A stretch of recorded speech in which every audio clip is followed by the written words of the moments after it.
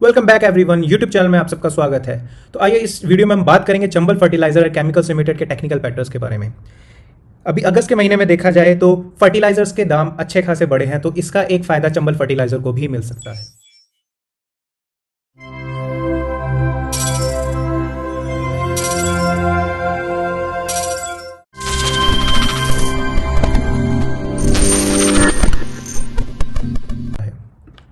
अगर हम बात करें फर्टिलाइजर्स के रेट इंक्रीज की, तो अगस्त के महीने में अगर हम यूरिया की बात करें, यूरिया 18% उसमें उसका प्राइस अप्रिशिएशन हुआ है। और ऑन द अदर साइड अगर हम बात करें डाई अमोनियम फॉस्फेट की, उसमें करीब 20% के आसपास का राइज आया है, जिसका फ़ायदा चंबल फर्टिलाइजर जैसी कंपनी को मिल सकता है। इवन अगर हम इसमें बात करें, चाइना ने जो बैन लगाया हुआ है फर्टिलाइजर्स के एक्सपोर्ट पे, उसका भी फायदा जिसकी वजह से ये रेट बढ़े हैं, तो इन सब चीज़ों का फायदा चंबल फर्टिलाइजर जैसी कंपनी को मिल सकता है।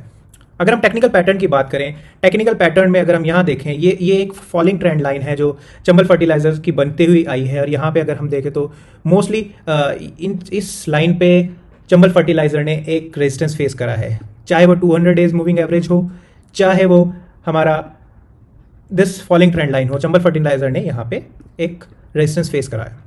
अब बात करते हैं इसके सपोर्ट रेजिस्टेंस की बात। ये जो 292 के लेवल के आसपास का है, ये एक इमीडिएट रेजिस्टेंस की तरह इसमें काम करेगा। और ऑन द अदर हैंड ऊपर की तरफ 310 will act as second resistance.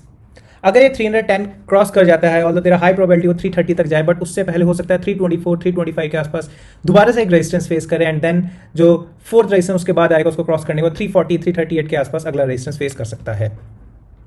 ये तो बात रही कि कहाँ पे ये रेजिस्टेंस फेस कर सकता है। अगर हम नीचे सपोर्ट की बात करें, इस पर्टिकुलर जोन में 274 और 272 से 275 की जोन में अगर हम देखें, तो ये अच्छा खासा इसने यहाँ पे सपोर्ट बनाया हुआ है। पीछे के लेवल पे भी यहाँ पे अच्छा खासा इसने सपोर्ट बनाया है 274 275 के आसपास में।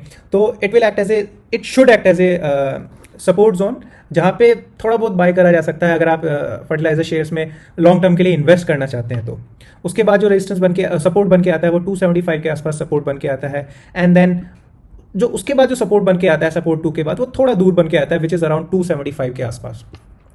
तो ये तो बात रही कि जो ना कहाँ पे इसका सपोर्ट, कहाँ पे इसका रेजिस्टेंस बन के आता है। अगर हम बात करें कि अगर हमें इसमें एंट्री लेनी हो तो हम कहाँ से एंट्री करें, कहाँ पे एंट्री हमको इसमें करनी चाहिए। सबसे पहली बात तो यू हैव टू डिसाइड कि whether you are a short term trader, long term trader और मीडियम टर्म ट्रेडर, एंड उसके अकॉर्डिंगली आप लेवल समझे, सपोर्ट रेजिस्टेंस कहाँ आता है, अपना रिस्क एपेटाइट समझे, कहाँ तक आप रिस्क ले सकते हैं, उसके अकॉर्डिंगली उन लेवल्स पे सपोर्ट करें। अगर इस पर्टिकुलर स्टॉक में मेरे को ट्रेड करना हुआ तो हाउ विल डू, मैं एक बार इसको यहाँ पे दो तरीके से ट्रेड कर सकता हूँ। अगर मैं पहले तरीके से बोलूँ तो करंट लेवल पे मैं इसको यहाँ पे 287 288 इनफैक्ट 290 के ऊपर अगर मूव करता है तो मैं वहाँ पे बाय करूँगा। ये जो इसने 2-3 दिन पहले जो अच्छा खासा प्रॉफिट बुकिंग आई थी ऑलमोस्ट सारे स्टॉक में, जहाँ से इसने बाउंस लिया है, तो उसको मैं एक बार स्टॉप लॉस लगा के इसको ट्रेड कर सकता हूँ। तो जो दूसरा तरीका आता है इसमें ट्रेड करने का, सेकंड थिंग इज कि 291 292 के आसपास को एक बार मैं इसको मूव करने देता हूं। जैसे ये 292 के ऊपर जाता है तो I will take a position, and again swing low will be my stop loss, and I will wait for my targets. क्योंकि अगर मैं यहाँ पे देखूँ तो ये यहाँ पे फॉलिंग ट्रेंड लाइन के ऊपर अगर ये क्लोज दे देता है, अगर ये स्टॉक इस फॉलिंग ट्रेंड लाइन के ऊपर यहाँ पे कहीं आसपास में भी 292 के आसपास क्लोज दे देता है, there high probability that this stock is moving ahead and can show higher targets. क्योंकि यहाँ पे एक तो ये फॉलिंग ट्रेंड लाइन को का ब्रेकआउट देगा, और साथ के साथ यहाँ पे जो 200 डेज मूविंग एवरेज है, this is also coming around 288 के आसपास। तो ये दो ब्रेकआउट देने के इसके हायर चांसेस हैं। ये तो बात रही इसमें सपोर्ट रेजिस्टेंस की, कहाँ पे एंट्री करी जा सकती है according to me, but you should decide based on your understanding, your risk appetite, कहाँ पे एंट्री ले सकते हैं आप।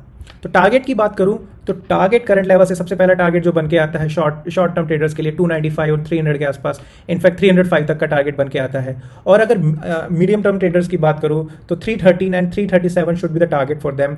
And if you are a long term trader and you can wait for maybe 8 months, 1 year और 2 years down the line, then 350 plus 400 और 450 plus should be your target in this particular stock. But जैसे जैसे ये ऊपर जाता है, suggestion यही रहेगा कि just keep trailing your stop loss, so that जो पैसा आ गया है वो सारा ना जाए, एटलीस्ट कुछ बुक हो। Thank you so much video में बने रहने के लिए, बहुत बहुत धन्यवाद। कल फिर मिलते हैं एक नई वीडियो के साथ।